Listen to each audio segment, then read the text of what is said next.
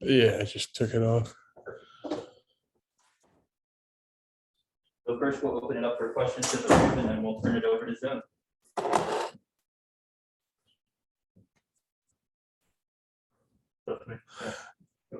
Yeah, somebody in the back, right?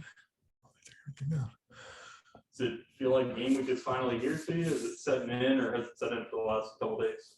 Oh yeah, I definitely think it's definitely coming more real and real. It's it feels like a really long time coming, and it's almost it feels like it's been a while since we've had a true game day experience of your anticipation of crowds and getting tickets out and people asking if they can come and whatnot is definitely one of those back to normal feelings. But I mean, it is business as usual. And, as coach has been really, preaching is it doesn't matter who we're playing. It's the same goals and the same kind of, our system, our players, it's our good to great motto. It's everything that, we've put on the table, and it's just about executing on Friday night. On the subject of having people in the stands, more than what was it last year, like 100 or 200 people? Are you gonna miss the cardboard cutouts? Maybe a little bit if I'm playing bad, yeah, for sure. But no, I mean it's exciting. You're every game we always talk about. There's games where you got to BYOJ, bring your own juice, and that was every game last year, and so this year we will have a little extra kind of push. But still, again, it's they can't do anything for us, and we're hopefully making them happy. So it's still the idea doesn't change. That's still 22 guys that are playing, and everyone else on our team being together and playing focused football will still be the main goal. Is if there's 1,000 people there, if there's 10,000 people, or there's nobody there. I'm sure this doesn't apply much for the first 3 weeks, but I guess you guys are gonna have to go back to working on salad snap counts. Yeah, we will, and it's going to be a challenge. You head to those bigger places, and I mean that's also a part of it. That's why you come and play at Wake Forest, is you get to play in those games in those environments. So it's exciting, but as of now we'll be whatever we're going to be on Friday, and we'll so we don't really have to worry about it much. Cool, and we'll open it up for questions on Zoom.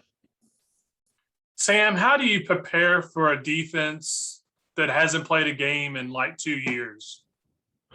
We're watching old tape, and we're really just getting ready for anything, and we obviously have no idea what they're going to do. So it is difficult, and it's a challenge, but we prepare in the summer and in camp for everything. We run our offense against all the different types of defenses. So we're definitely preparing like we're going to play every defense and every coverage possible, but as well, it's just going to be one of those deals we just got to react, and the first drive will be see what they're in, and then start making adjustments from there.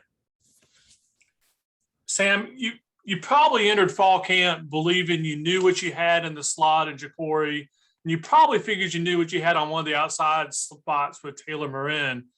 But as camp developed, how excited were you to see the play of Donald Stewart, Jamal Banks, and A.T. Perry?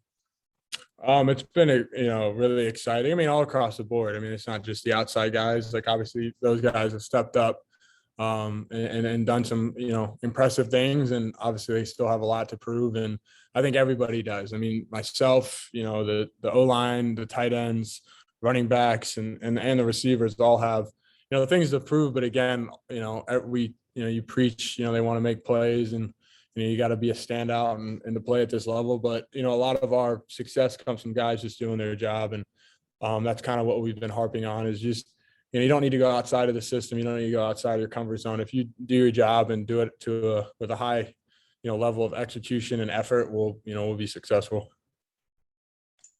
Has it been a long 8 months for you between games, Sam? Considering I guess the way the Wisconsin game ended.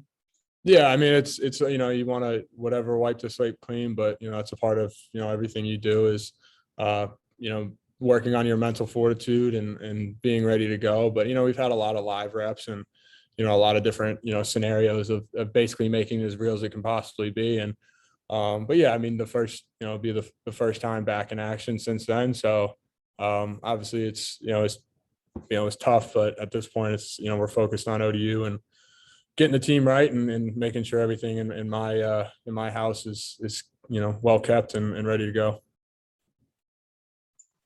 I think Michael and Mitch did in their kind of back and forth battle to be the backup behind you this fall camp? I think they both worked really hard, and you see flashes in both of them, and they're great, and they push me, and they both have great work ethics, and obviously are competing, and they're great guys, and it's a fun QB room, and Leo Kelly's done a great job coming in with limited work and limited reps. You think his first spring, he didn't even have one.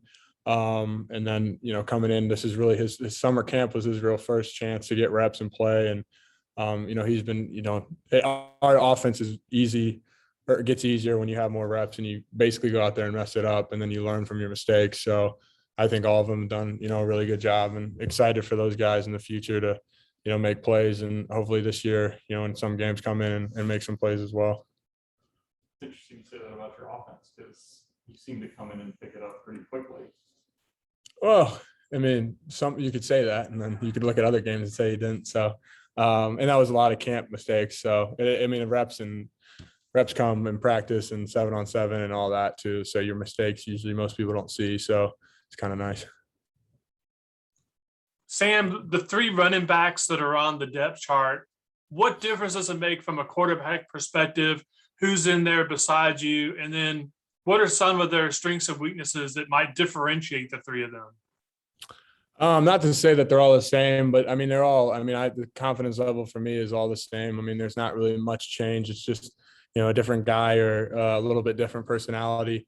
But no, I mean, they've done a great job, and Coach Hunter's done a great job getting those guys ready. He's one of those coaches that, his running back room is usually full of, different types of personalities and just people from completely different backgrounds and whatnot. And, he does an incredible job of, being able to, get them to gel, because obviously that's a tough position. There's only one of them usually on the field, and they're playing and splitting reps. And obviously there's a one, and then there's everybody else is kind of, trying to get in and play. And I think he just does a great job. And so they reflect his coaching and how well, he does. They are really, they're sharp, they're physical. I'd say they have one of the toughest jobs in our offense. And I stand by, those guys are, warriors, and, those are like the Foxhound guys or the Foxhole guys. Like, they're going to go down there with you, and they're getting blown up by Mike backers, like right in front of your face, and, taking those hits. And it's incredible that, they still,